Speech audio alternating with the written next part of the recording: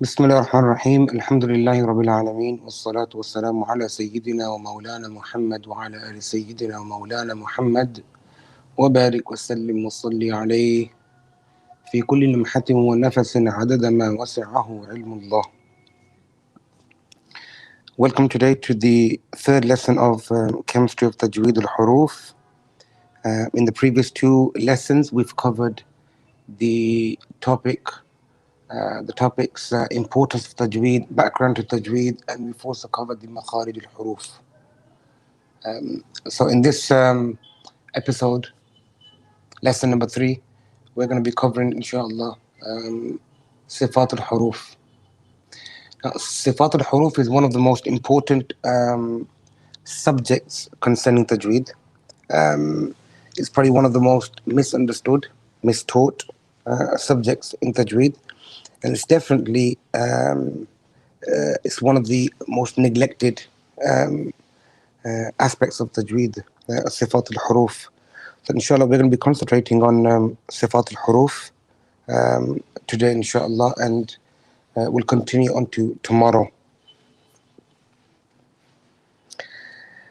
I've WhatsApped into the WhatsApp group for this course the notes for today, the notes for Sifāt al-Hurūf. So everybody should have the notes, inshallah. So if you could have them displayed in front of you, it'll be of great help, inshallah, and it'll make everything much easier rather than just relying upon the PowerPoint on the screen, which at times can be very unclear, inshallah. In regards to Sifāt al-Hurūf, the word Sifāt is the plural of Sifa. So Sifa is a single attribute, whereas Sifāt is the plural. It's quite important to remember whenever you're talking about a characteristic is to use the word sifa, and when you're talking about the majmu'ah, the collective sifat, then you use the word sifat. So what is a characteristic? A characteristic is something that describes something. Okay, it's a descriptive attribute. Okay, it's an attribute that describes things. So here, when you're talking about the Sifāt al-Hurūf, we are referring towards the attributes and the characteristics of letters. A lot of the time, we study the makharij, and we know where the makhraj of a letter is, but not necessarily knowing what the characteristics are. Certain characteristics that you of huruf you would already be aware of, like, for example, full mouth letters, empty mouth letters. For instance, you'll be aware of the sifa of qalqala, the sifa of lean. So certain sifat that you would already be aware of. But generally, there's more sifat than just the few that I've just mentioned now. If you look at the presentation,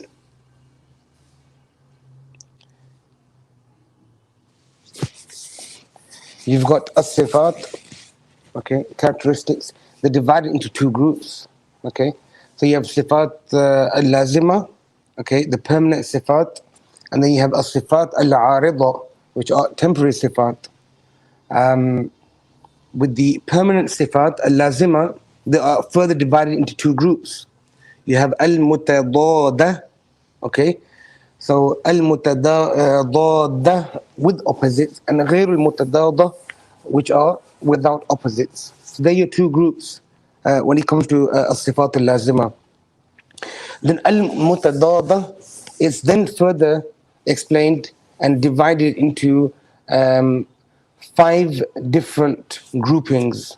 Okay, as you can see on the screen here, let me forget the cursor here. You got al-hams and al-jahr, al-shidda, tawassat, and rekhawa. So these are 2 different groups. Third group, al-isti'la and al-istifal. Then al-itbaq and then al-infitah. And the last one, idlaq and ismat. So these are your groupings of the Sifāt al-lazima, the permanent characteristics that do have opposites. So al-hams would be the opposite of jahr, shidda is the opposite of rikhawa, and tawassut is the middle grouping in between the shidda and rikhawa. Al-isti'la is the opposite of al-istifal, and then you got itbaq and infitah, which are the opposite twos, and then you got idlaq and ismat, which are again the opposites. So these are the characteristics that are permanent in letters, okay, and they can never ever be removed from the letter. غير المتضادة, these are the characteristics that don't have opposites, okay, they're without opposites. And majority of these you probably already know, or some of them at least. الصفير, القلقلة, اللين, الانحراف, التكرير, تفشي, and then istitala. So these are the 7 sifat that don't have opposites, they are on their own. And then you remember when we talked about the temporary sifat, when we were referring towards lahn al-khafi, the minor mistakes in tajweed, we use the term lahn al-khafi and lahn al-jali. Jali were the major mistakes, okay, which were of 4 types, if you could recall from the first session. Lesson 1. So the first type of mistake is what? Changing a letter. You change the letter completely. Number 2 was adding, subtracting a letter. Number 3 was making a sakin letter mutaharrik, a silent letter mutaharrik. And number 4 was changing the i'rab, changing the vowel, fatha, dhamma or kasra on a letter, which would inevitably distort the meaning. Okay. For example, قتل داوود جالوت, قتل داوود جالوت, Dawood killed Jalut. So if I was to switch the i'rab around, the vowel at the end of the nouns, okay, around, it will give it the total opposite meaning. Dawood killed Jalut, or Jalut killed Dawood. So which one killed who? So قتل داوود جالوت, قتل داوود جالوت. So just by changing the vowel, the meaning will be distorted. Okay. So inshallah, we're going to look at this in more detail. The whole purpose of tajweed is to rectify our mistakes and not to make errors, and not to bring errors into the Quran.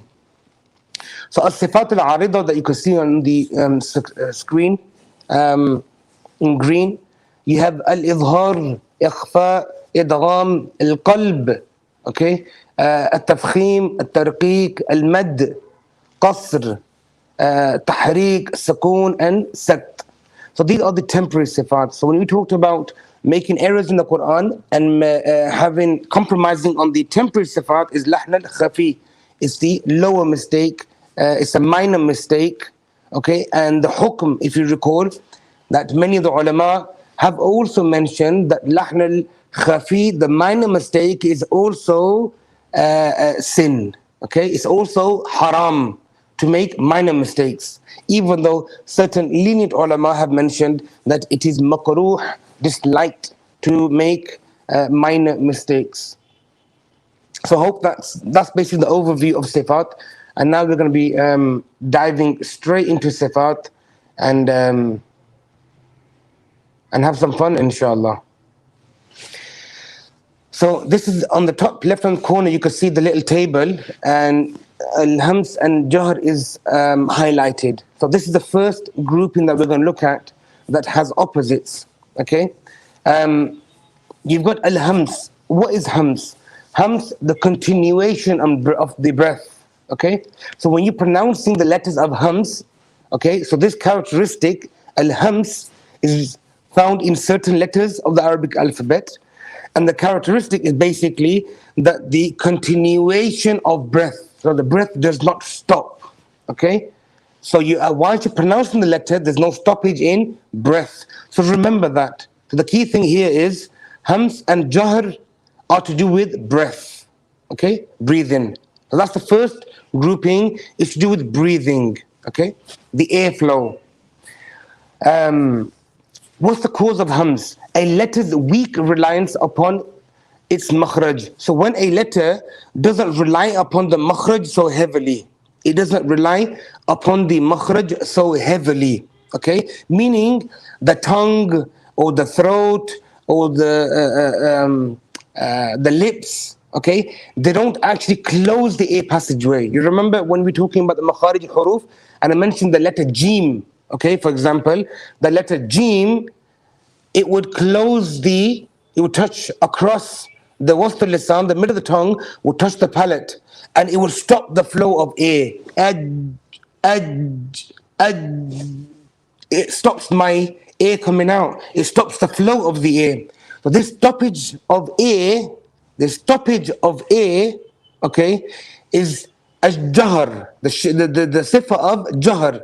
So hams would be continuation. So there's no continuation in jim. So therefore, jim is not a jahr letter. Okay.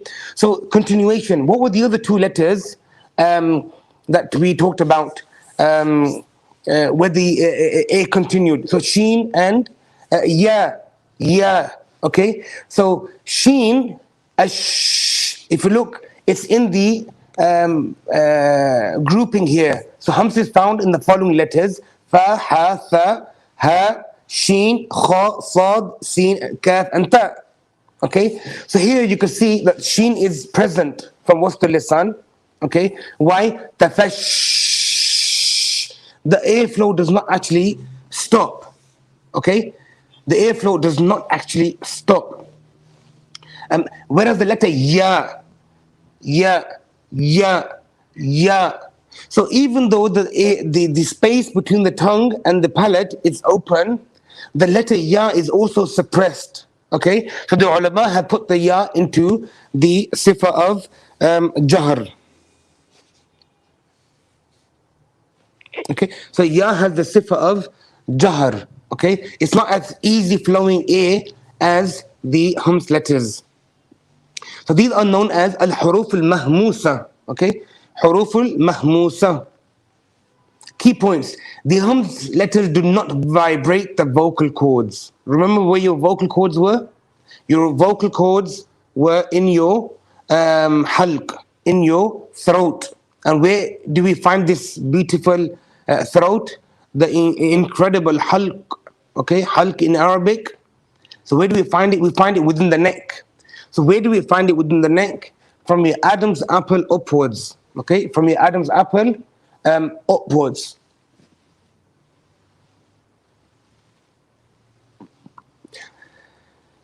So you got the hams letters do not vibrate the vocal cords. If you take your two fingers, okay, two fingers. If you take your two fingers and place them over your neck, okay, over your vocal cords. So where your Adam's apple is, place it over, okay, and say or read all of these letters. Fa, ha, tha, ha, sh,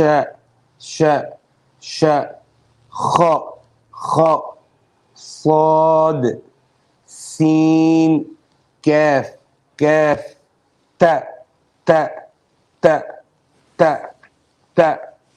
Okay. So the hams letters do not vibrate the vocal cords. This test, or this can be tested by placing two fingertips on the throat and pronouncing the letters f, ash. You shouldn't have no vibration in your vocal cords. Now, if you were to try any of the other letters, okay, so any other letter other than فَحَثَّهُ شَخْصٌ سَكَتْ, try any other letter. For example, أذ, and put your fingers there. Now try أذ, and you'll feel the bass. أذ, okay, أو, أب.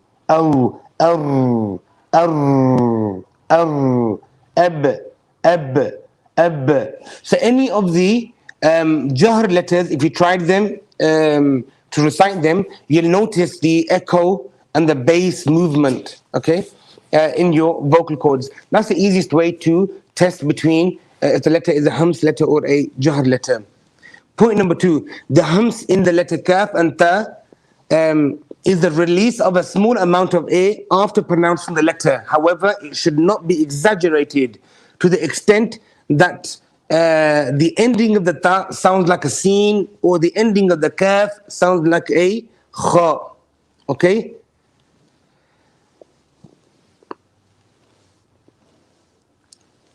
The two letters here that we're talking about is ta and kaf.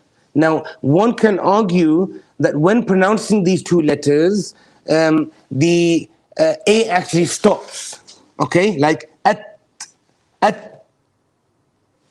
it stopped. Okay, at, yeah. So my flow of a actually stopped. So one can argue and fight and say, look, Ustad, my ta and kaf actually have jahr, not hams. Okay, but the ulama have chosen to put these two letters into the grouping of hams. Why? Because the sifa of hams, there's a small release of a small release of a, okay, after partially stopping the breath. As the breath is stopping, you release straight away. Okay, you don't elongate the pause of breath. If you were to elongate the pause of breath, okay, that would become a sat, okay, a total stop, a waqf, okay, which would be incorrect. So if I was to recite, and I recited the Quran, and I recite, for example, إِذَا الشَّمْسُ كُوِّرَتْ, and then at the end, that would be incorrect. Why? Because when I completed my ta, my hams is related to the ta. I cannot make a partition or a gap between the letter and the sifa of hams, because this sifa of hams is connected with ta. The sifa of hams belongs to the ta, so I cannot separate them. Okay, so you'll hear loads of people reciting like إِذَا السَّمَاءُ فَطَرَتْ, right at the end, وَإِذَا الشَّمْسُ كُوِّرَتْ. So one, they're doing a pause, okay, an elongated pause, and two, with an exaggerated release of air. So it's not another letter, okay, the sound of a scene.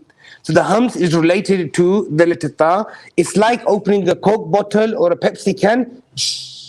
That's all it is. Just a release of gas, release of air. That's all it is, nothing more. Now, the sifa of hams cannot be exaggerated to an extent where it can't be exaggerated where somebody from 2 meters, 10 meters or 2 kilometers away can hear you, okay? It should only be somebody sat next to you. Somebody literally next to you should be able to hear you reciting the hams, okay? Unless somebody's got a microphone in front of them, okay, and they're reciting by a microphone and you can hear them because the speaker's about 2 kilometers away from the reciter and you can hear the hams, okay? So hams should not be exaggerated, and hams should not be separated from the letter ta or the letter ka, okay? There's loads of modern young tabaqa of reciters, group of reciters who try to exaggerate the hams in the ta and the kaf, just to show that we know a bit of Arabic language or a bit of tajwid, which is incorrect. Okay, so you should not over exaggerate the sifa of hams in the ta and kaf. Now the opposite side, al-jahr. Let's look at jahr now. Jahr, the blockage or the struggle of breath. Okay, it's a struggle or blockage. So it's not a complete stop. Okay, it could be a struggle where the air passageway by the makhraj has been narrowed to the extent where the air flow or the breath is struggling. Cause a letter's strong reliance upon its makhraj. Okay, like ab. So the makhraj is the shafatain, the 2 lips, and the lips are sealed. Ab. Okay. Hence why the sifa of qalqala is born. the amount of breath blockage is not the same in every Jahar letter. Some Jahar letters is a complete stop, like the letter Ba. In some letters, there is a small amount of breath that continues, such as in the letter Waw, Aw, or Ay. Okay? Ay, Aw. However, it is not enough for them to be classified as Mahmusa letters. Okay? Meaning the letters that have hums in them. The Jahr is found in the remaining letters. Okay? So remaining letters, what's the remaining letters? So that's the entire Arabic alphabet. Entire Arabic alphabet minus the letters of hams. Okay, what are the letters of hams? فَحَثَّهُ شَخْصٌ سَكَتْ. Okay, so minus these letters, the remaining letters will be al-hurūf al-majhūrah. Okay, the majhūra letters. Note, the jahr letters cause the vocal cords to vibrate. Okay, which can be tested by placing the fingertips on the throat and pronouncing the following letters. So just take your fingertips again, put it onto your throat and try av, aw, ar, ab. Okay, you'll feel a vibration in your throat. Okay, so the vibration in the cord, in the vocal cord, that's an extra point. It's nothing. It's not like a dalil or anything. The dalil of hams and jahr are basically the stoppage of breath and the continuation of breath. That's the key thing you need to remember. Okay, the key thing you need to remember in regards to hams and jahr.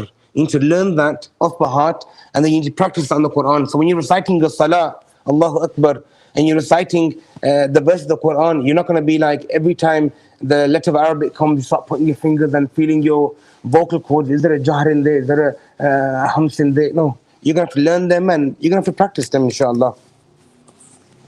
Inshallah. So let's move on to the next slide.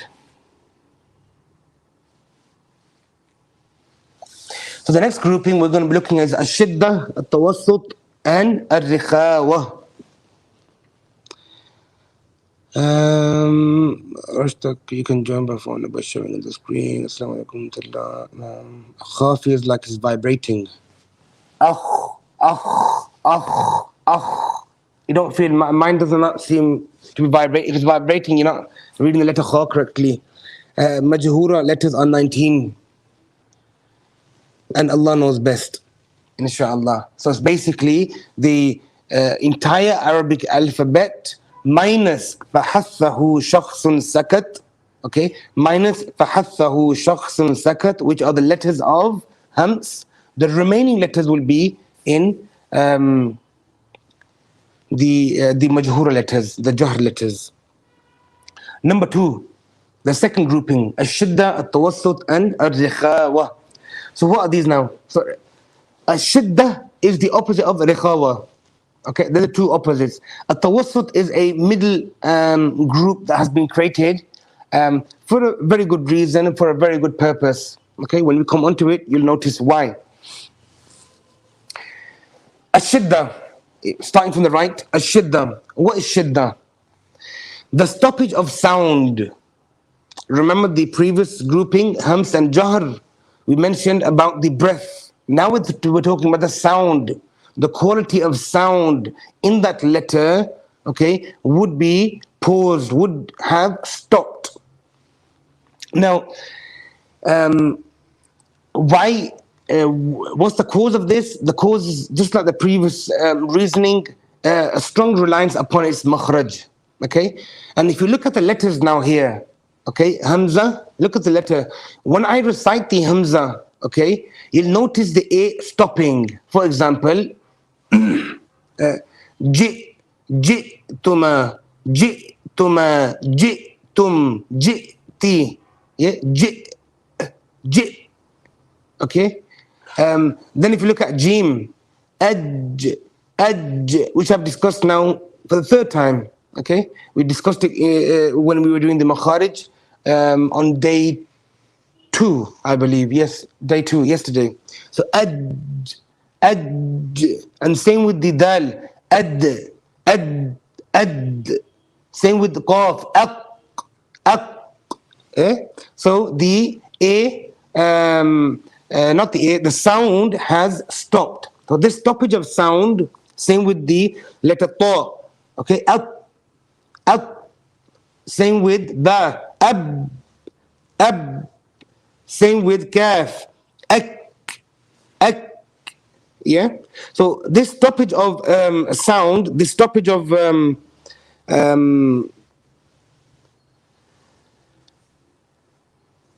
sound is due to the heavy reliance upon the makhraj.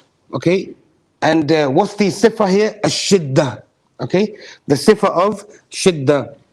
Now, it would be impossible for you to differentiate between these letters, okay, if I was to recite these letters just with shiddah, okay, and no other sifa. For example, if I recited ad, ab, ak, ab,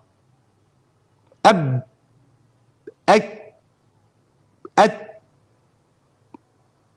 it doesn't make sense. You can't really differentiate what letters I read. Okay, so now if you look at each one again, aj, I'm doing the qalqala at the end. Okay, this qalqala makes the jim become more apparent. Same with the qalqala and dal. Same with the qalqala and qaf, aqqa. Same with ta, atta. Same with ba, ab. And the kaf and ta, we're relying on the sifa of hams that we just covered. Okay, at. Okay, so these letters, if you look at them, the letters of qalqala are 5. Kutubu jaddin.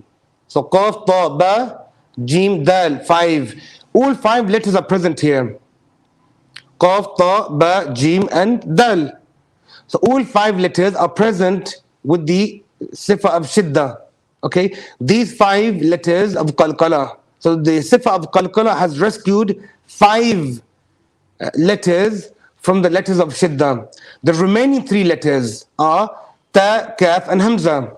Okay, the ta and the kaf are saved by the hams. Tamam? That remains, so which remains only 1 letter, hamza. Okay, so how would we know that we read the hamza? Why isn't there no qalqala and hamza? Why is there no hams and hamza? Why is there not another invented sifa so that we could utilize on the letter hamza so that hamza can become wadih too? So the reason why there's nothing on hamza, because hamza is the only letter in the Arabic alphabet, okay, that has shiddah and no other sifa that can actually help it to for its to become wadih. Okay, so the ulama have left hamza on its own. Some ulama take this through one ear and the other ear. Some ulama have argued that hamza too has qalqala. Okay, so we don't follow that opinion. We're following the opinion of the Jamhur, okay, under the umbrella of Imam Jazari rahimahumullah, Muhammad ibn Jazari rahimahullah. So the hamza is the only letter that has this abrupt stop. So if I read now, jitu, and as soon as you do that little glottal stop, abrupt stop, you know straight away it's the letter hamza I just recited. Whereas if I went, for example, qutbu, qut,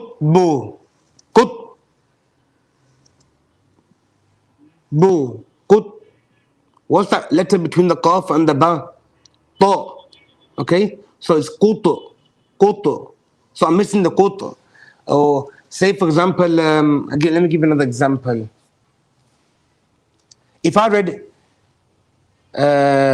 yaqtul, that could be anything. That could be yaqqa, that could be yak, that could be yaj, that could be any other letter.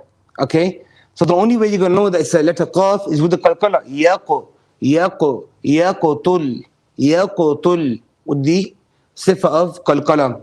So the only letter in the Arabic alphabet that does not have qalqala or hams, it does not have qalqala or hams, and it's a shiddah letter, it's the letter of hamza. Remember that, inshallah. These are al-huruf al-shadida. Okay, huruf al-shadida, which are very strong. Okay, very strong letters. Okay, the letters of shidda.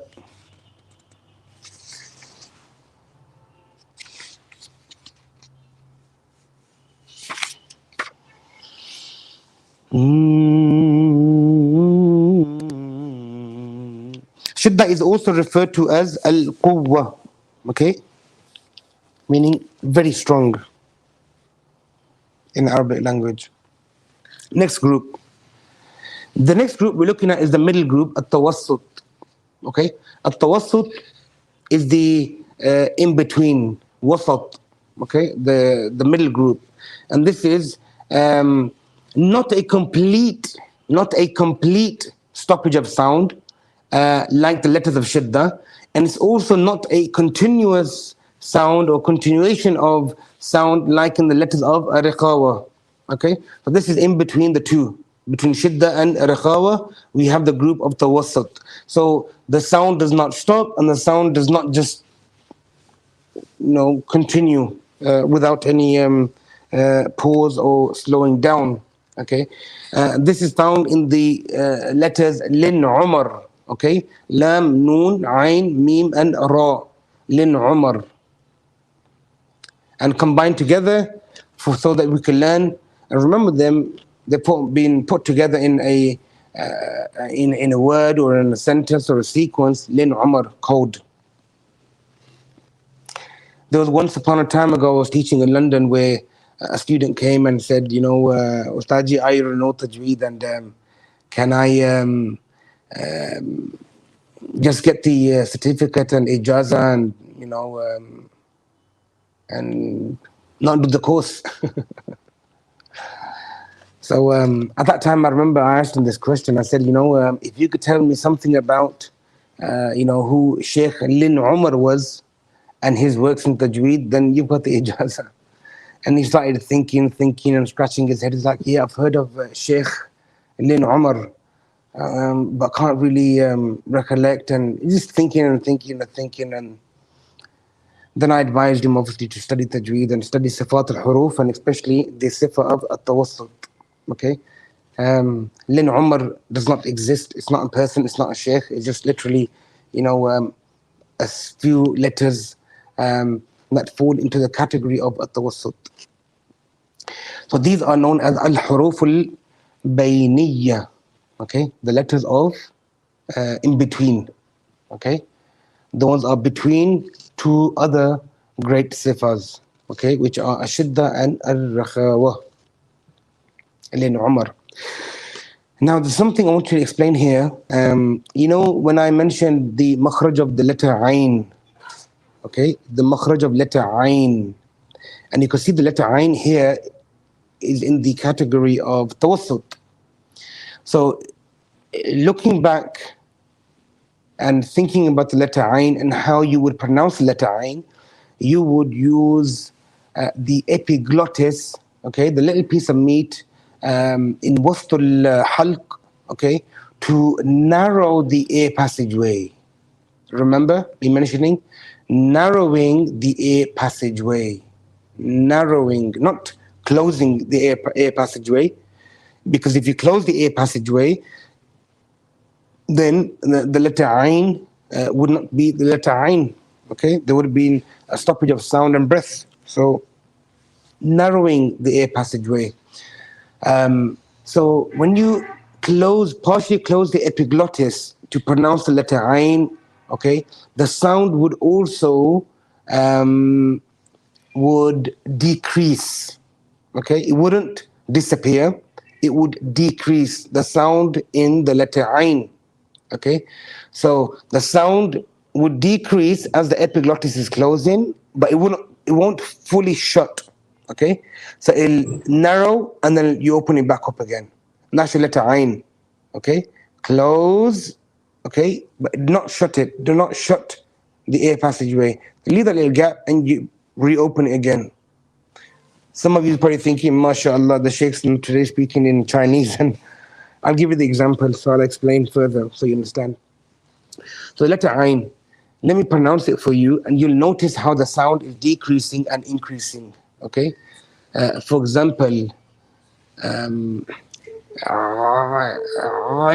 عمران عمران عمران عمران or إع إع now now. See the that little sound where it's decreasing. Why? Because I'm actually closing the air passageway and restricting the air flow. Okay, and restricting the airflow, restricting the sound. The sound decreases. So that decrease of sound must be present when you're pronouncing the letter Ain. So if somebody recited the Surah Fatiha and read Iyyaka na'budu, Iyyaka na'budu, na'budu would be incorrect. Okay, and this mistake, it's very famous amongst the Egyptian Qurra and those who copy Egyptian Qurra. Okay, you'll hear loads of Qurra in the Egyptian world and around the world now where they're pronouncing the letter Ain and they would elongate the Ain just to fit the rhythmic maqamat, just to fit the music, the tune, the melody that they're reciting in. For example, which is incorrect. مالك يوم الدين إياك نعبد. So me elongating the Ain, na'bud would be incorrect. Okay? So many Qurra would be doing that, and it's not me picking on these Qurra, it's me protecting the Quran and me protecting the sciences of Tajweed, which is far superior than any individual wearing a Al-Azhari or non-Al-Azhari hat, okay, and reciting Quran. That's not the important part, okay? So it's not about offending people, it's more importantly preserving the Quran, preserving the science of Tajweed, ilm al-huruf and ilm of the makharij and sifat, etc. So elongating the Ain would be incorrect. So how should one recite it? By closing, okay? By narrowing the air passageway. For example, مالك يوم الدين إياك نعبد إياك نعبد نعبد. The sound does not stop, okay? And the sound doesn't continue, okay? It's in between. إياك نعبد That sound must continue, okay? I think somebody's question comparing with the Hamza. In the Hamza, the sound totally stops, okay? It's total stoppage of sound. It's shidda. For example,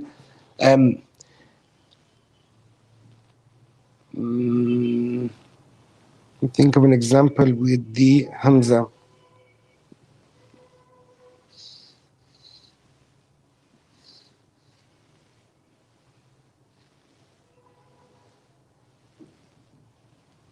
For example, jita. Jita. Yeah, jit. Yeah. Jita. So here the sound has totally stopped. Jit. It. And same when you're doing work upon a Hamza, you're also doing an abrupt stop to it as well. For example, من يشاء.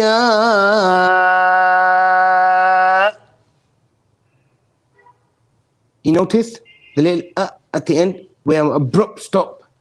من يشاء.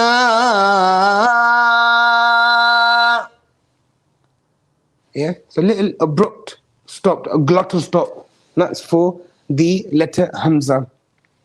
Whereas the letter Ain must continue, inshallah. The next sifa, al-riqawa. Al-riqawa is the opposite of al-shidda. The continuation of sound, this is where the sound does not stop. Weak reliance upon the makhraj. Okay, so weak reliance upon the makhraj. Okay, sound is found in the remaining letters. So now imagine the entire Arabic alphabet once again. So in each category, we're talking about the entire Arabic alphabet. So the entire Arabic alphabet minus the shidda letters, minus the tawassut letters, the remaining letters will be al-rikhawa. Tamam? And they're known as al-hurūf al-rikhwa. Okay? Hurūf al-rikhwa. And that's the end of this category as well. So you've got hams and jahar, okay? The two opposites, which were connected or in relation to what? The airflow, the breathing. The second category, we're talking about the sound quality, okay? The sound stopping or the sound continuing. Tamam? I hope that's making sense. Inshallah. You know, it feels so amazing teaching an iPad and a computer, speaking to nobody. Subhanallah. As long as there's somebody out there watching and learning, that's the benefit, inshallah. Allah reward everybody. Next group.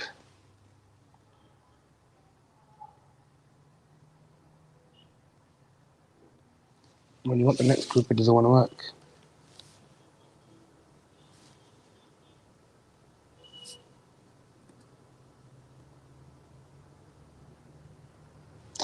Okay, let's look at this here now. The duration of letters. Okay, duration of letters. The duration of letters would also be impacted when pronouncing different letters with different symbols or different vowels on them. So it mentions here the duration of mutaharrik letters is the same. So what's the mutaharrik letters? For example, hamza fatha a, ba fatha ba, ta fatha ta, tha fatha sa, jim fatha ja. So all of these, okay, are of the same duration. A, ba, ta, tha, ja, ha, kha, da, dha, ra, za, sa, sha, sa, da.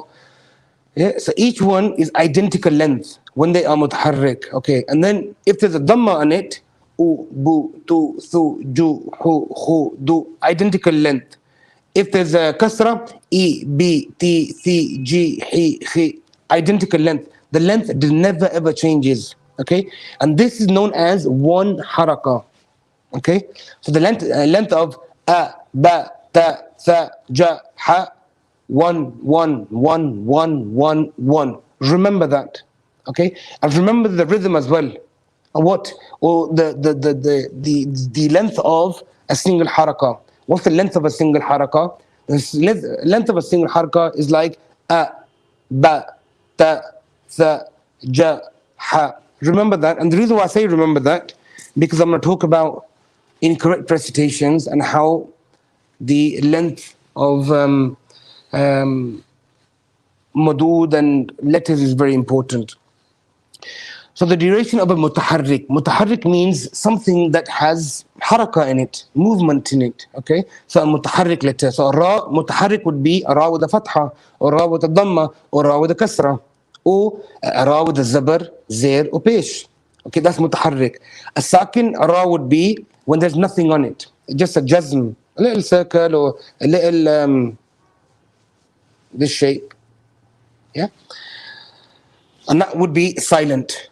Okay, so you have mutaharrik, you have ghair mutaharrik. Okay, so the duration of a mutaharrik letter, all the mutaharrik letters are same as we just explained. In other words, the time it takes to pronounce a letter will not differ between mutaharrik letters. Okay, regardless of what vowel you'll find upon them. Okay, for example, kutiba. The kaf has a dhamma, the ta has a kasra, the ba has a fatha. Kutiba, kutiba. You wouldn't read it as kutiba or kutiba or kutiba. Okay? No. They're all identical. So all three letters have the same duration. But the duration of sakin letters, when they're silent, okay, will differ. And this is key. Sakin letters will differ depending on the amount of flow of sound when pronouncing the letter.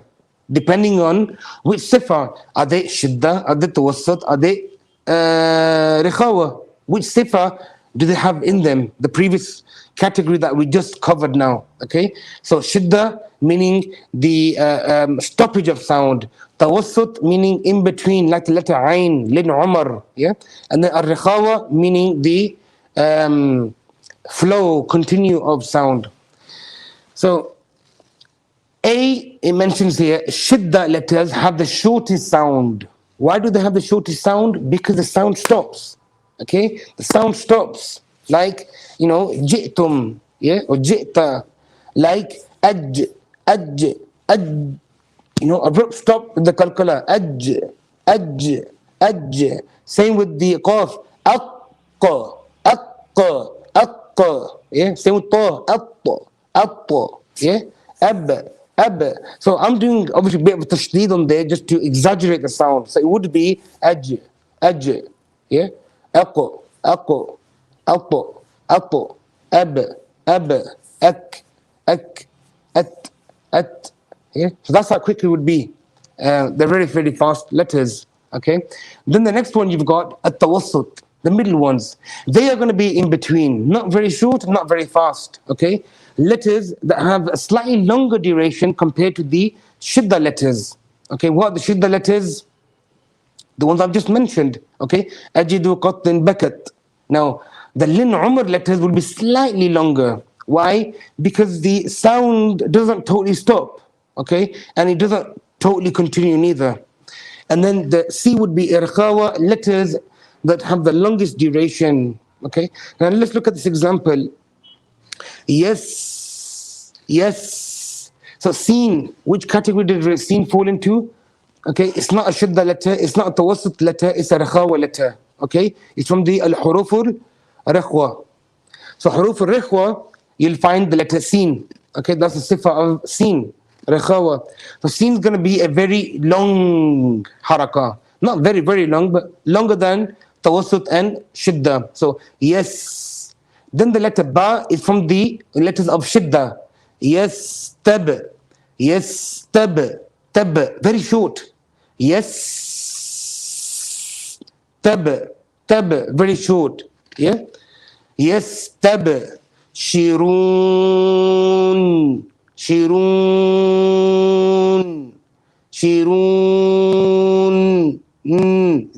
The noon at the end, okay, when it's sakin, even though here it's got a fatha on top, but when you're doing waqf, you're going to remove the last fatha and you're going to make it into a sakoon. So this noon here is tawassut, lin umr letter. Yeah, lin umr meaning a tawassut, meaning it's not going to be long as the seen, it's not going to be short as the ba. So how would you recite it? Yastabshirun. So yastab. Notice the seen longer than the ba. Yastabshirun. And the noon's in between. Now I can't eradicate the noon. I can't read yastabshirun. No. Why? Because it's a tawassut letter, not a shidda. And I can't make it abrupt short because it doesn't become zahir anymore. It's not apparent anymore. So we need to hear the noon. Okay? So when you're reciting, for example, Alhamdulillahi Rabbil Alameen. You have to have the letter n at the end. If you don't have it, you're not reading the letter noon. Okay? Maliki Yawmiddin. Nasta'een. Inshallah. Hope that makes sense. Let's move to the next screen. The next sifa, al-isti'la and istifal. Isti'la and al-istifal. So this is the third category now. We're going to be looking at. لا حول ولا قوة إلا بالله. So al-isti'la. Isti'la literally means to raise, raising something up. Okay, raising a large portion of the tongue towards the upper palate. Where's the upper palate? What's the upper palate in Arabic? If anybody can type it into the comments. Let's get the comments moving. So what's the palate in Arabic? Anybody? So raising the tongue towards the roof of the mouth. Okay? Effect. This gives it a full mouth, heavy sound.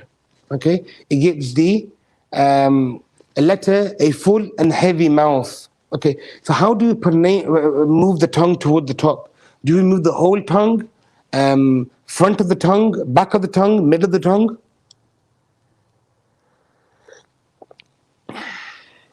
Al-Hanak. Subhanallah. Excellent. Barakallah feek. So Hanak. Then you have Hanak. Remember, you have the Litha part. Then you have Muqaddam al-Hanak, Litha, Muqaddam al-Hanak. And then you've got the Hanak, which is the bony part. Then the Hanak, which is the Lahmi, meaty. So Hanak al-Azmi, Hanak al-Lahmi. So don't forget these terminologies are very, very important. You're not actually learning Arabic language, you're just learning some terminology, but they're very, very important. And they're for you not to forget, inshallah. So raising a large portion of the tongue towards the upper palate. Which large portion? The front or the back? Okay, you're raising the back portion. Qaw, qaw, qaw. So imagine that's my tongue now. Okay, so that's my throat end. Okay, that's my tongue. That's the tip of my tongue. I'm not sure if it's clear, but let me. There we are. That's more clear. So that's my tongue now. Yeah. So the back part, the front part. So my teeth are up on this side. So I'm raising a large portion of the back of my tongue. Okay, not the front. Okay, so I'm raising the back. So as I'm raising the back, I'm actually curling my tongue. The back touches the palate. So that's the palate on top. The hanak. Okay, so if it's flat, there's no gap. Yeah, they're quite close. But as soon as I raise the back of the tongue, as I'm raising the back of the tongue, you can see I generate space in the front here. So I've generated space by raising the back of the tongue up. By raising the back of the tongue up, yeah, I've generated not just space and volume, I've also made the sound of these letters that are going to be pronounced more full in sound. Okay, this gives it a full mouth, a heavy sound, a tafkhim sound to the letters. Let's look at the letters.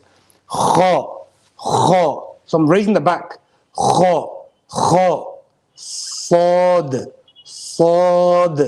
Now if I don't raise it, sin, sin, sad, sad, sin, sad. See how the same, sa, sa, sa. There's no difference between sin and sad.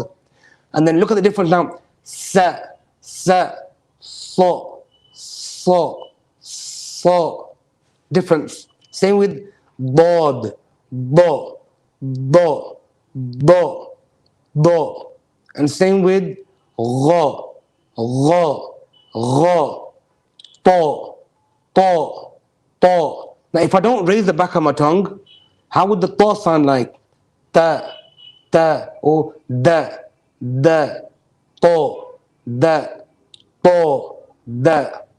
Same with the letter qaf, qa, qa, qa. If I don't raise the back of the tongue, ka, qa, ka, qa, ka, dha, dha, za, dha, dha, dha. Yeah. So raising the back of the tongue gives it a full mouth. So you know when your teacher tells you, beta, you should read this with a full mouth. Full mouth of what? Yeah. Full mouth of chocolate, sweets, tea. No. So the full mouth here refers towards raising. Isti'la. Isti'la means raising the back of the tongue. Okay, the large portion of the tongue. So whilst you're raising this back portion, as you raise the back portion of the tongue, it creates volume, a space on the front, creating a mufakham sound, tafkhim. Inshallah. Now, that's again the entire Arabic alphabet divided into two groups, al-isti'la and al-istifal. Let's look at what istifal is. Istifal is the lowering of the back of the tongue. Now, this is the opposite of isti'la. Lower the back of the tongue to the bottom of the mouth. Okay, what effect does that give? It's an empty sound, a light sound, a tarqiq, okay, a very empty sound.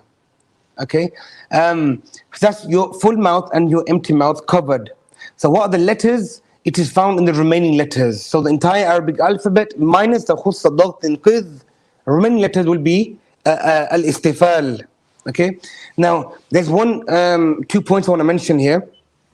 A common error that we make when we recite Surah Nas and Surah Falaq, for example, we end up making mistake here by reading the ra full mouth. Min sharri, re. We shouldn't. Min sharri, the. So that's an example of al-istifal. Yeah? Re, re, re. Now even the letter ra at times is read full mouth. Rabb, rabb, rabb. Okay? But the asl of the letter ra, okay, the asl is of istifal, of the empty sound. That's its asl. Okay? But due to certain how should I put it, certain occasions, it'll become full mouth. Just like the letter lam in Ismu Jalala, in the name of Allah subhanahu wa ta'ala. Okay, so Bismillah will be the empty mouth. Okay, but if I read, for example, Huwa Allahu alladhi, Huwa Allah, I wouldn't read it as Huwa Allahu alladhi, Huwa Allahu alladhi. La, Huwa Allahu alladhi. Okay, so these are special rules concerning the letter Ra and the letter Lam in the name of Allah only. Outside the name of Allah, the letter Lam will always be empty mouth. Okay, empty mouth meaning what? Empty of vacuum, empty of the fullness. Yeah, meaning istifal, meaning the back of the tongue will be lowered, meaning it will not be al isti'la. The back of the tongue will not be raised, inshallah. I hope that makes sense.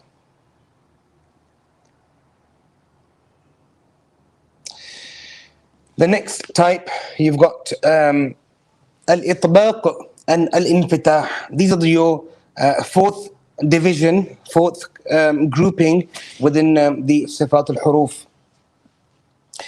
So itbaq, closure, okay? The closure of the tongue on the upper palate, okay? To trap the sound between the tongue and the upper palate. What was the upper palate again? The hanak, okay? So here, your tongue, you're taking it towards the palate and you're actually closing. You're closing, yeah? And you're closing the sound. You're trapping the sound between the tongue and the palate. This is found in the 4 letters only. Sad, Dad, Ta, and Dha. The sifa of itbaq is only in 4 letters. The remaining letters are infitah, which means separated, open tongue from the roof of the mouth to allow the air to pass freely. And it's found in the remaining letters. Sound is not trapped by the tongue and the upper palate in these letters. That's for infitah, which literally means opened, meaning it's open. There's no caption, there's no closure. For those who have studied Sifāt al-Hurūf with me, you've probably definitely learned that I have a very famous example that I'm going to give here.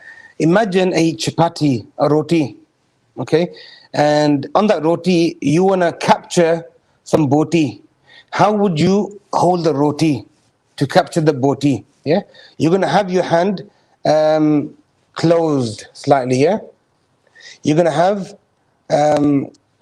your hand in this shape, like a bowl shape, so that you could catch the boti inside the roti. Similarly, the sifa of itbaq, your tongue will be in the same fashion. You're rolling your tongue up, the sides, the front of the tongue, you're rolling the whole of your tongue up to catch the sound, yeah, in these letters. So look at the examples over here. So look at the example for the ta, ta, ta, ta. Your whole tongue should be curled up. The front of the tongue will be touching the makhraj. Ta, ta, ta. Same with dad, da, da, da. Same with sad, sad, sad. Yeah, seen, Seen, infitah, yeah, open. Seen, everything escapes, yeah. You ain't catching no boti in your roti. Seen, your tongue's in this shape. Your tongue's literally curled down, yeah. And then you've got the rolled up for the itbaq. So itbaq, remember, roti and boti.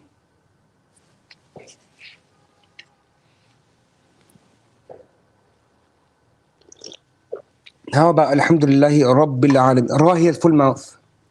Al-Hanak. How is the Ra sound in it? Ra is full mouth.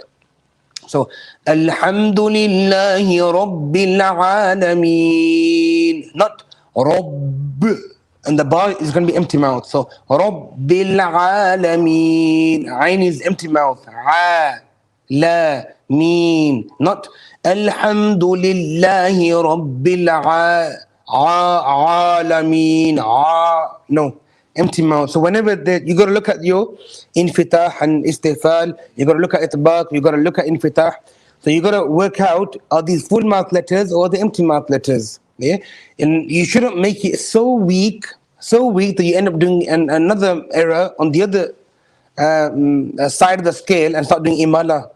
So for example, you shouldn't read Maliki Yawmiddin. Incorrect. Why? Because meme is not a full mouth letter. Ma. Incorrect. So Maliki. But you shouldn't go Maliki. You end up doing imala, taking it to the opposite side of the spectrum. So you have to have it just right. Not a full mouth and not distort it below the empty mouth, inshallah. And that's only going to be that's only going to become apparent when you recite the whole Quran to a sheikh and he picks your mistakes out. So constant practice, constant exercise of Tajwīd and Hurūf, and you could inshallah perfect your and improve your recitation. Can't see the words clear on the whiteboard. My sincere apologies. Nothing I could do from my side. Turn settings to 720. Maybe it'll work. MashaAllah. Sidna Mikael Mala, welcome. Is Ra empty mouth when sakin and kasra? Is Ra empty mouth? Did you read the letter Ra empty mouth when it's sakin? No. And yes. And kasra. Kasra, yes. You're going to read it as empty mouth. When the letter Ra is sakin, it could be full mouth and it could also be empty mouth as well. Okay? If you've got the textbook, Tuhfat al-Atfal, I suggest you order it. Okay? I suggest everybody to order this book, and I'll put it back onto the screen again if I can find it. Just search up Dar Makkah Birmingham and just type in Tuhfa, the book will come up. Type in Madani bookshop from Preston, type the name of the book, Tuhfa, it'll come up. IDCI, they were out of stock. A lot of the brothers on this course and the Tuhfa course complaining that the books are sold out. So today there was another delivery to the bookshop, so they've got more stock. So I know Dar Makkah has quite a large number of these textbooks, and so does IDCI. They do have a large stock now. They should have been delivered today to them. Buy this book, and it's the golden page 44. The page 44 on this textbook. Oops. Here we are. You can see my scribbles on the book. This is your golden page 44 and 45. Okay, that talks about Ar-Ra or Sakina. It has two states. At times it will be Tafkhim. At times it will be Tarqiq. Getting your update ready. We'll start now. Nope, we don't want to do that.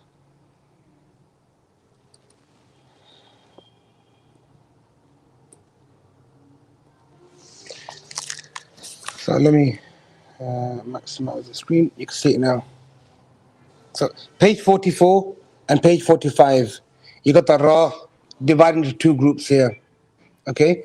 The Tafkhim and then the Tarqiq scenarios. And it's well explained with examples. You need to memorize these two pages off by heart. Okay? This is about Allah subhanahu wa ta'ala's name. Okay? And this is about the alif. What sound does alif take? Like الظالمين. Here the alif is full mouth, and then you got like, for example, والسماء. Alif become empty mouth. Okay, so page 44, page 45 of the Tuhfat al-Atfal book. I call them as the golden pages. Start the pages, draw some flowers, and do what you like. But memorize them. And they're not very common in Tajweed courses. People don't teach. So we're not going to be going through these this week, but next week we're going to be going through these. Next week, the chemistry of Tajwīd al-Hurūf, course number 2, same time next week, starting from Monday. I will be going through these examples, inshallah, of the letter Ra and how the application of Makharij and Sifāt is applied to the letters of Tajweed and the Qur'an, inshallah. That's for next week, inshallah. So that's your itbaq covered.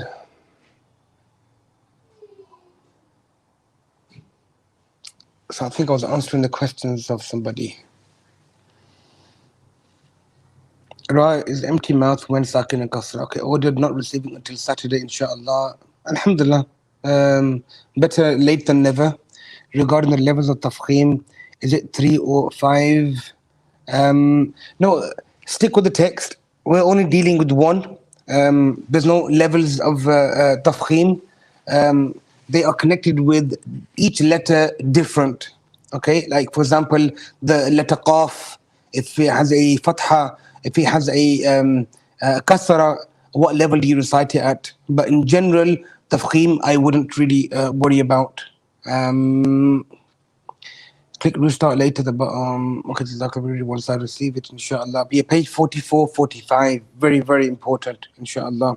Is this class every day? Yes, it is every day, up until Saturday. We'll complete the waqf and ibtida before we've done makharij and sifat, and then from next week we'll do practical. Okay, let's move on. The next category, which is the last one now, okay, al-idlaq and ismat. Okay, idlaq and ismat. Idlaq, it is found in the following 6 letters. Okay, this is found in the following 6 letters. Now, before we continue, let me mention something. This has got nothing to do with the quality of sound. So far, everything that we've covered in Sifāt al-Hurūf has got everything to do with quality of sound. Yeah, stoppage of breath, continuing of breath, stoppage of sound, continuing of sound, or in between, like the Lin Umar. Yeah, raised back of the tongue, lower the tongue. Itbaq, the roti boti, or the infitah, the openness. All of this has a direct influence, a direct result upon the makhraj, upon the sound, the quality of sound of the letter. This next sifa, however, has got nothing to do with the quality of sound. Shocking, eh? Nothing to do with quality of sound. Let's look at it. Al-idlaq, it is found in the following 6 letters. Farra min lubbin. Okay, Thara, Mim, Noon, Lam, and Ba. At least one of these letters must be found in every 4 or 5 lettered Arabic word. Okay, meaning any word in Arabic language that consists of 4 or 5 letters must have one of these letters. Farra min lubb. Okay, idlaq is from the word dhalaq, which literally means the side or edge, meaning one taraf, one side. Yeah, these letters are called the idlaq letters because they are pronounced from either the lips, okay, either the lips, also known as dhalq al-shafa, meaning the side, meaning they're not in the center or the back. They're on one side of the entire makharij. We take all of the makharij starting from the bottom, the halq, and then you've got the tongue, and then you've got the lips. Yeah, so they're on the side, aren't they? The dhalq al-shafa, that's another name for your shafatain, or the side edge of the tongue, the side. Yeah, so these sides, okay, the tip, the sides of your tongue and all this, is known as adhalq al-shafa or adhalq al-lisan. So these letters come from one of these sides. So fa, ra, mim, noon, lam, ba. Yes, it makes sense. Lam, ra, and noon are pronounced using dhalq al-lisan, tarf al-lisan, whereas fa, mim, and ba are pronounced using the dhalq al-shafa, meaning the lips. Okay, the letters that are pronounced by dhalq al-lisan are easy to pronounce compared to the letters that are pronounced from other parts of the tongue. That makes sense too, because these letters are pronounced from the side, meaning the front side of the tongue. So imagine that's my tongue, the front end, the end that I can actually maneuver and move around. The back of the tongue, I've got problems. I can't move my tongue. Yeah, I can't take my tongue out of my mouth. I can't move it, flip it, where the letter qaf and kaf comes from. I can't move my halq, my throat. I can't do that. There's nothing, there's solid fixed places. So the only loose part of my tongue is the front tarf al-lisan, yeah, and that's the front edge you're talking about. And the lips, I can move around. They never shut. So the letters that are pronounced by dhalq al-lisan are easy to pronounce compared to the letters that are not pronounced from other parts of the tongue. This is mainly due to dhalq al-lisan being the most flexible part of the tongue. Likewise, the letters that are pronounced from the lips, dhalq al-shafa, yeah, are also fairly easy to pronounce. Okay, so this has got nothing to do with the quality of sound, but more to do with the geography of the sound, of the letters, where these letters are born from. It's more to do with makharij. Okay, let's continue. Let's have a look at ismat, and then I'll make a very good logical point, inshallah, that would make sense why we're studying this. Ismat. So ismat now, this is the impossibility of finding an Arabic word that consisting of 4 or 5 original letters that does not have an idlaq, the previous group that I just covered, letter in it. Meaning 4 or 5 letters must have an idlaq letter for it to be part of Arabic language. Therefore, any 4 or 5 lettered word used in Arabic language, okay, which does not have an idlaq letter, would be a word introduced into Arabic from another language. For example, asjad. The word asjad, okay, gold. Since this does not contain an idlaq letter, it is a foreign word that is now used in Arabic language. Okay, so the word asjad, even though we use it in the Arabic language to describe gold, but originally it's not an Arabic word. Why? It has 4 letters in it, and none of the 4 letters are idlaq letters. Tamam? So ismat is found in the remaining letters, meaning the entire Arabic alphabet minus the farra min lubbin, the entire letters that remain are from the group of ismat. Tamam. So now the $1 million question is, why on earth are we studying idlaq and ismat when they've got nothing to do with the quality of sound? Why did the ulama even bother? Why did we even bother, studying or writing and put all this effort? And why? It's a $1 million question. If anybody gets it right, I'll give you 10 Egyptian pounds.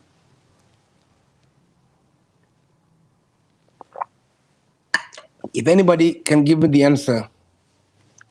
Assalamu alaikum. Why al-isti'la and al-atbaq both part of makharij but are part of Sifāt eventually, even though they are in regards to the placement of the tongue? I don't quite understand your question, brother or sister. Blessed journey. Your question is, why are al-isti'la and itbaq both part of makharij, okay, but are part of sifat, even though they are in regards to the placement of tongue? No, they're not to do the placement.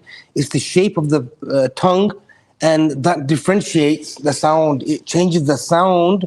The makhraj does not change, okay?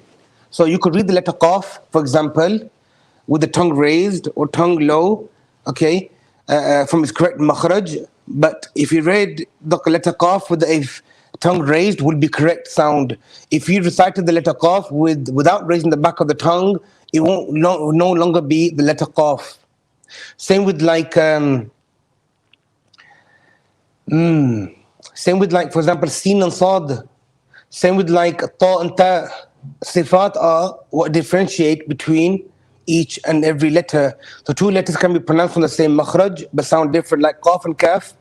Qa, Ka. What's the difference? The actual makhraj is probably like a fraction of, they're literally next to each other. They're like shoulder to shoulder, joint, tight. Yeah, they're literally like this, hand in hand. That's how close the makhraj of Qaf and Kaf is. So how do you differentiate the sound? What makes it different? So these are not to do with the. So makhraj is the place where the letter is born from, whereas the sifat are the qualities that that letter must have in order for it to be that letter, inshallah. So my question is, why are we studying al-idlaq and ismat? There's a logical response to that that's floating in my mind, wants to come out, but I'll wait and read your responses first because you might come out with a better logical explanation than me. To know the difference between classical Arabic and modern Arabic? Nope. I think learning ismat helps finding a ghair munsarif word in Nahu. One of the asbab man and sarf. Okay. Wonder what it doing in Tajwīd. Me too. I can't think of any other reason apart from a grammar cross over, perhaps. Nope. Those 6 letters are easy to miss out and slip over when reciting quickly, and if attention is not paid. Nope. Another clue I've given you it already, the geography of letters. Idlaq and ismat is more to do with the geography. It's connected with the makharij. So why do we study this? So they are mentioned in this book. 6 letters are easy to miss out and slip. So they are mentioned in this book. No, nothing to do with that as well.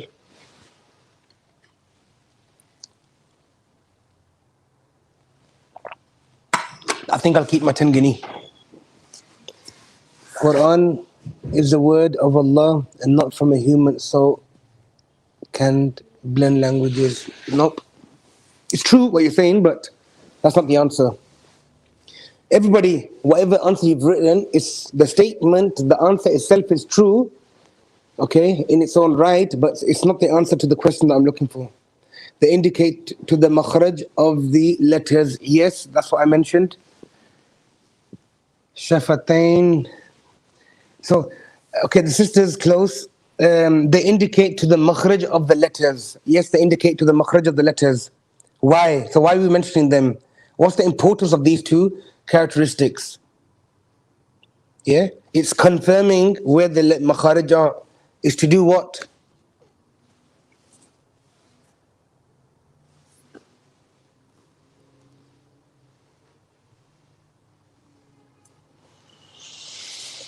Idlaq and ismat are 2 characteristics that are opposite to each other. They have nothing to do with the quality of sound, okay? But we study it in Tajwīd. We have it in our Islamic sciences. Why? These 2 sifats, okay, these 2 sifat are to do with the geography of the makharij letters, okay? The whole purpose for ismat and idlaq is to what? Is to protect. It's to protect the makharij of letters. It is to protect and confirm where these letters come from, okay? So nobody changes the makharij, nobody alters them, okay? So it's to protect the letters of the identity of makhraj. Okay, so these are idlaq letters that come from the dhalq or shafa or dhalq lisan, and these are ismat letters that do not come from dhalq lisan and dhalq shafa. Okay, is to show how easy and difficult they are to pronounce. Okay, and to protect the identity. That's the only reason. No reason nothing to do with the quality of sound. Note, unlike previous sifat, these two sifat are not attributes that reflect the quality of sound. Rather, they indicate to the makhraj of the letters and the word formation in Arabic. So when you're talking about in grammar, it's to do with the word formation. Okay, idlaq and ismat. When you're talking in the tajweed, we're talking about protecting the makhraj and where the locality is, where they're born from. Give clarity to another letter in terms of nab. Yep, easy to pronounce. Yes, well, idlaq, not ismat. Inshallah. That brings us to the end of Sifāt al-Lazima with opposites. Okay. Now let's quickly look at these Sifat without the opposites. Okay. They're very simple. Most of them, you should already be aware of them. The first Sifah here, as-safir. Okay, the whistle sound. It is the extra whistle sound that comes out from between the upper and lower thanaya and tarf al-lisan during pronunciation, like the letter sad, like the letter zain, like the letter sin. Okay, so when you're pronouncing them, so, as, as, this little whistle sound, okay, is the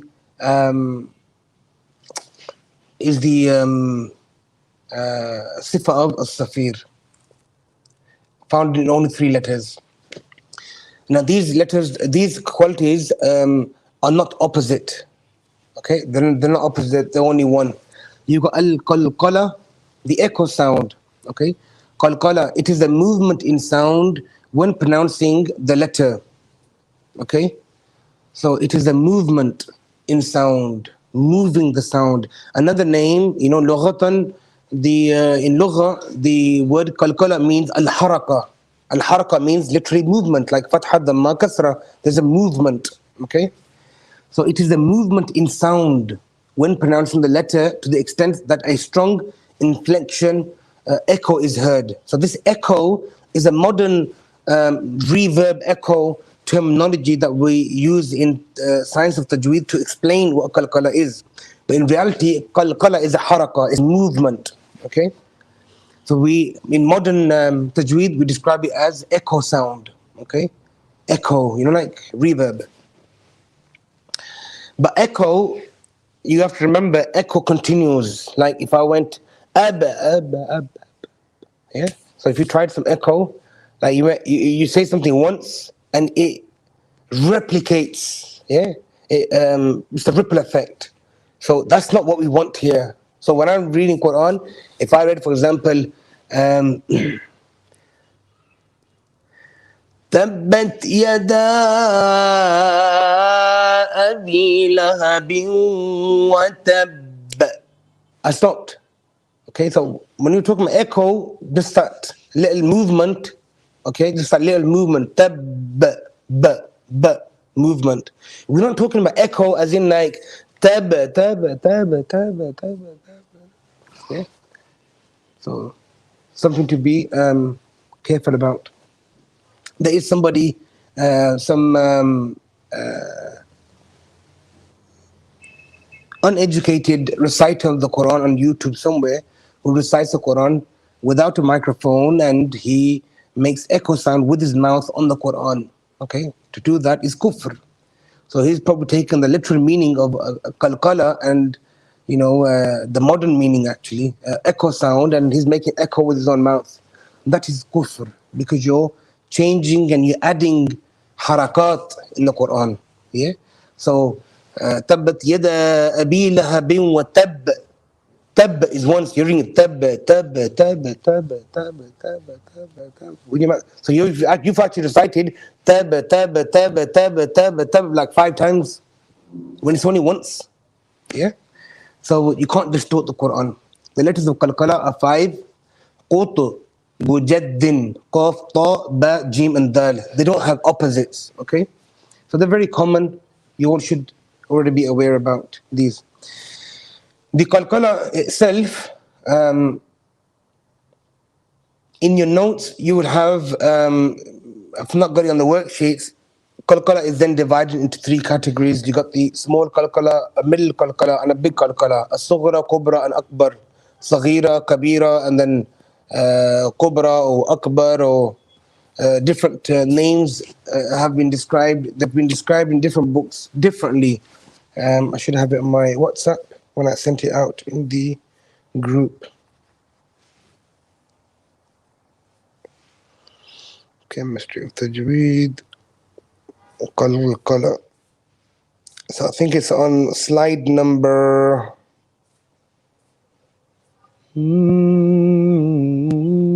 Slide number 5. If you look at slide number 5, you should have it on your slide in the WhatsApp group. The levels of qalqala. A small qalqala, sughra. Okay, it's also described as saghira in certain books. When the qalqala letter appears in the middle of a word, like man yaqtul, man yaqtul, very light, small qalqala. The big qalqala, the kubra, and some books will describe it as wusta, the in-between qalqala. It's when the qalqala letter comes at the end of a word. For example, lam yalid, and you're doing stop, you're doing waqf upon it, yeah? قُلْ هُوَ اللَّهُ أَحَدٌ اللَّهُ الصَّمَدُ لَمْ يَلِدْ وَلَمْ يُولَدْ وَلَمْ يَكُنْ لَهُ كُفُوًا أَحَدٌ. Yeah? So that's your wusta or kubra. And then your greatest qalqala, your akbar. It's also known as kubra as well, according to certain ulama, and also known as kabira. Okay?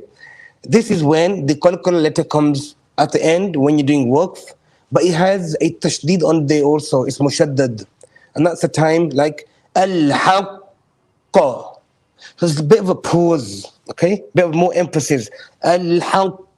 So you don't go al-haqqa and exaggerate, yeah, the echo or the haraka on it. You don't exaggerate the haraka. It's just that it's a little bit more emphasis. And that's the akbar, kubra or kabira. In some of the ulama have actually mentioned there's only two maratib, there's only two levels of qalqala. It's sughra or kubra, small or big. And for that opinion to be put into context, sughra would be the same, okay? Saghira, sughra would be the same. The kubra category would entail number 2 and number 3 would be combined into one. Okay, number 2 and number 3 will be combined into one group. So the ulama that mentioned that qalqala is of two types only, a small qalqala and a big qalqala. The small qalqala would be when the qalqala letter comes in the middle of a word. And the kubra would be at the end of the word, or at the end of the word with the shadd even, same thing. They don't have no differentiation between the two. Meaning in recitation, there is not much of a difference. Okay? So with the Man yaqtul, the qaf very short, but on the waqf, haqqa, is that tashdeed that's basically delaying it. Just like in the first verse of Surah Al-Lahb, yes. So if you look at the first two verses, the first verse, تَبَّتْ يَدَا أَبِي لَهَبٍ وَتَبَّ تب.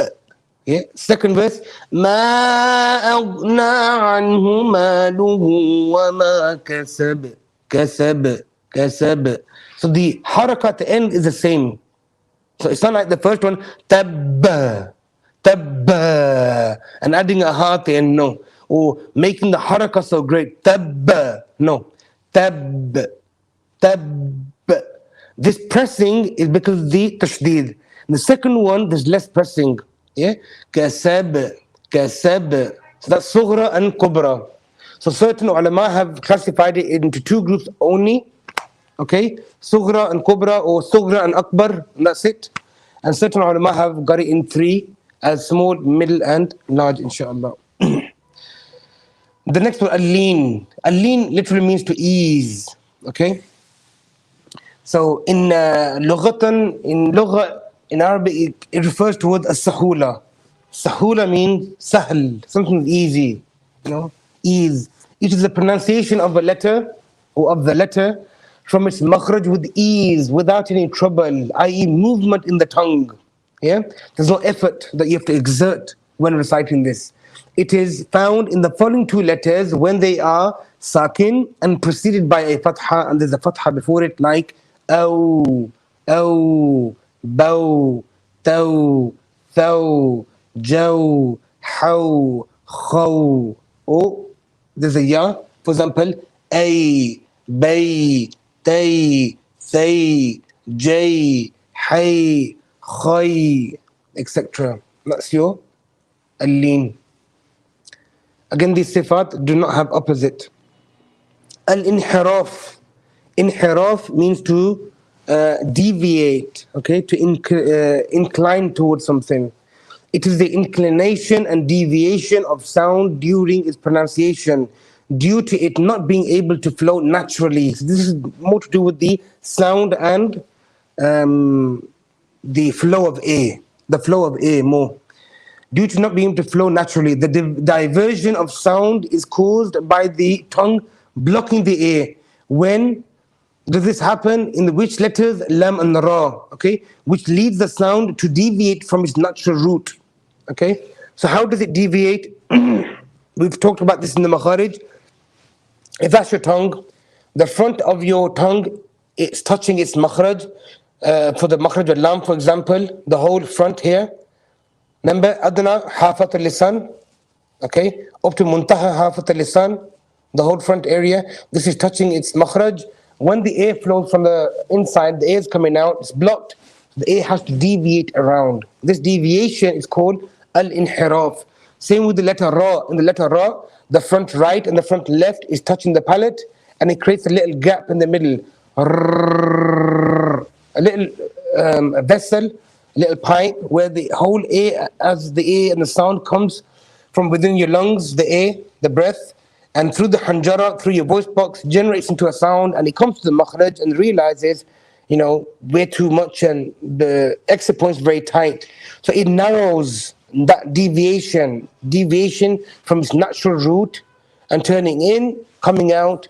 It's the sifa of inhiraf, and that's where taqreer is born, the sifa of taqreer, okay? In the letter lam, the airflow deviates to the sides, meaning from the sides coming out, whereas in the letter ra, it deviates to the center. See the illustrations on the next page. And you can see here, the top one in yellow, when pronouncing the lam, the tip of the tongue blocks the airflow, and the sound from traveling down its normal route, down its normal course. So the airflow, the air deviates toward the sides of the tongue. And you can see in the marked in yellow with the arrows where the air is being deviated. And the one below, airflow, or the air and the sound is deviated again. There's a blockage. So the air comes through the tip, right to the center of the tongue, okay, when pronouncing the letter Ra. This escape of air and sound through the middle of the tongue helps to avoid the unnecessary repetition at taqreer in the letter Ra, okay? So, you don't want to do extra, okay? You just want to do it just right, so somebody next to you can hear you and nobody far. So it mentions this deviation actually helps you avoid the necessary repetition, meaning over-exaggerating the sifa of taqreer. I'm talking about sifa of taqreer, here we are. What is taqreer? Repetition. This is what? It is the vibration of the tongue when pronouncing the letter. It is found in the letter Ra, the rolling of the tongue. Yeah. Note, this is always found in the letter Ra. You can't avoid it. However, the reciter should not exaggerate. Yeah. It beyond what is the necessary amount. So, taqreer, just like hams, in the kaf and the ta I mentioned earlier. When you're reading the Quran and you come across hams or taqreer, you should do enough so that you can hear it, okay? Maybe the person next to you can hear it, but not somebody 2.5, 3 kilometers down the road, yeah? I think this laptop wants to update itself.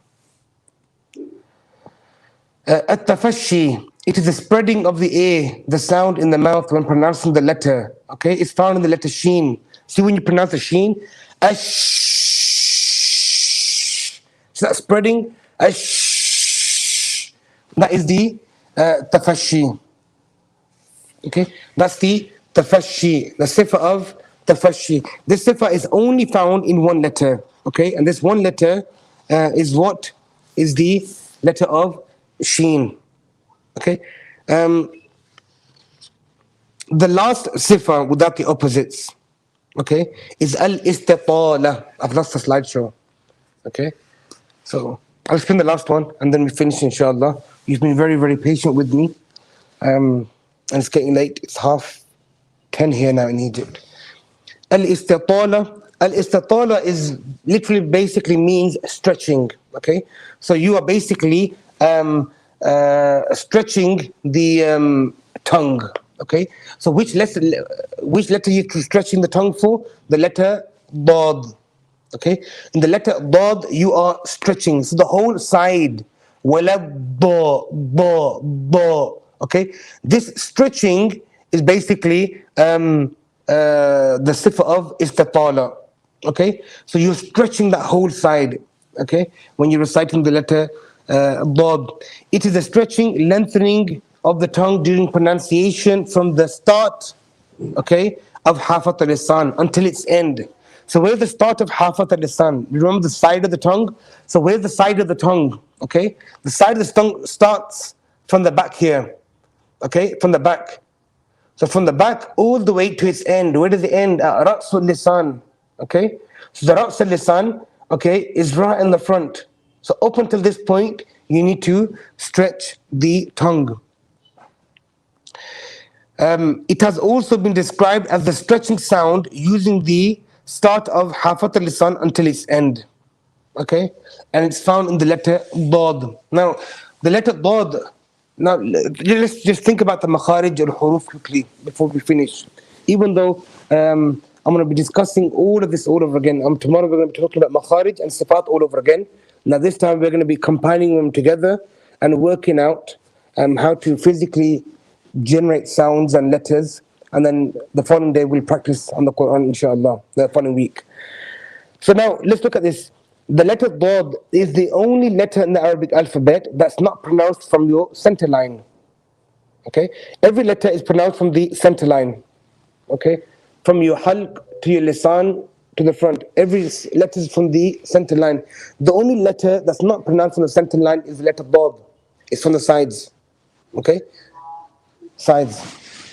Now the makhraj letter Dad. Now every letter has a very small makhraj. Like lam, just the front side of the tongue, which is quite a big makhraj, to be honest with you. Remaining the letters are quite pinpoint or a little surface area. The letter Dad is the biggest makhraj. It starts from the back of the tongue, okay, back of the tongue, all the way to the tip. It's the longest makhraj, is the makhraj of the letter Dad. So stretching this side of the tongue is where the letter Dad is born from. Okay, Isti'la has also been described as not the lengthening of the tongue, which will be the forward motion of the tongue, rather than the letter Dad having the longest makhraj, okay, which extends from the aqsa Hafat al-Lisan until its end. So that's the definition. Another definition, some ulama have mentioned that istatala means to lengthen, meaning to push the tongue forward physically. Okay, so it's not referring towards the strengthening or the lengthening of the tongue, but more the movement of the tongue. Okay, but again, we'll discuss this much more in detail tomorrow. Letter Dad is one of the most difficult letters and to pronounce. Probably the most difficult letter is the letter Dad of the Arabic alphabet, and the most difficult makharij are the huruf al-halqiyya to pronounce or to understand, because we can't physically see or feel the halq, inshallah. I hope all of that makes sense. Just double check if there's any questions. Most of them, Egyptian scholars said taqreer, tikrar, not allowed. They just hung the ra literally. No, there must be taqreer, there must be rolling of the tongue. Okay, if you look at the Tuhfat al-Atfal of Sheikh Sulaiman al-Jamzuri, rahimahullah, I'll find you the verse right now. It's in the beginning. ثم كررن. والثاني إدغام بغير غنة في اللام والراء ثم كررن. Okay, so والثاني إدغام, the second type of إدغام بغير غنة is without غنة. These are the two قسمين, two types of غنة. Okay, so the first one is what? قسم يدغم. Okay, is the type is that you do إدغام. All this has been discussed in تحفة الأطفال lesson that was early today at Dhuhr time in UK 1:15. Okay, refer back to Imam Ammar Hafiz's lesson on Tuhfat al-Atfal. This has been discussed in there, but I'll mention it again. So the mention here, وَالثَّانِي إِدْغَامٌ بِغَيْرِ غُنَّةٍ, and the second type is إِدْغَام without the غُنَّة. Okay, في اللام والراء, in the two letters lam and ra, you do not do غُنَّة. For example, مِرْ رِزْقِ, mir, mim, noon, min, rizqi. Ra is a yarma letter. Okay, so when you do the idgham, you do not do ghunna. Okay, but here Sheikh Sulaiman al-Jamzuri rahimahullah, they mention thumma karriranna, and perform and establish taqreer. Make sure you do your taqreer. Yeah, you know, as ulama are very good at doing taqreer, lectures. Okay, so they mention even the Qur'an need to do taqreer, meaning roll the tongue. Yeah, so you can't read Mirizki, Mirizki, Mirizki without a taqreer. No, it's impossible. Mir. So when you say the r, it's natural for the little slight roll of the tongue. Mir rizqin. Yeah? Mir rizqi. It's natural. You can't get away from taqreer. Okay. So most of the Egyptian scholars said that taqreer not allowed. That's incorrect, that statement. Maybe you've misunderstood, or maybe they've misunderstood, or you've misread somewhere. That's not the case. Taqreer must be done. But what they might have meant is that taqreer is not allowed as in over exaggerated or loud. Like if I recite it, you won't be able to hear it. Mir rizqin, yeah? Mir rizqi, mir rizq. Yeah? Very short. Yeah? Like Ar-Rahman, Ar-Rahman, Ar-Rahman, Ar-Rahman allama al-Qur'an. Very short taqreer. I can hear it. You might be able to hear it because I've got the microphone on my chest, and it's a quite a sharp microphone, so you might be able to hear it. But without the microphone, somebody sat next to me maybe hears it, but somebody sat a couple of meters away from me would not be able to hear it, inshallah.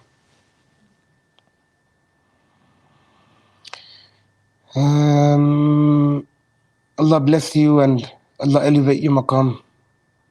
Allah make it easy for all of us, and Allah Ta'ala give the tawfiq and the ability to act upon whatever little that we can learn in Makharij and Sifāt, and Allah make it easy, inshallah. Barakallahu feekum jami'an. Inshallah, I'll see you all tomorrow at the same time, and we're going to discuss Makharij and Sifāt together, inshallah, which is going to be very, very interesting. There's no point studying Makharij and Sifāt if you can't physically bring it into life. So tomorrow we're going to talk about each letter, like letter Dad, how many Sifāt are in there, and how do the Sifāt actually interlock, interconnect, and perform when you recite the letter. Because there's no point learning the makhraj of a letter and all the Sifāt, but how do you actually, which one comes first? If the letter has 4 different Sifās or 5 different Sifās or 6 different Sifās in there, which Sifā do we read first, second, third, and wouldn't that delay the letter? How does it actually happen?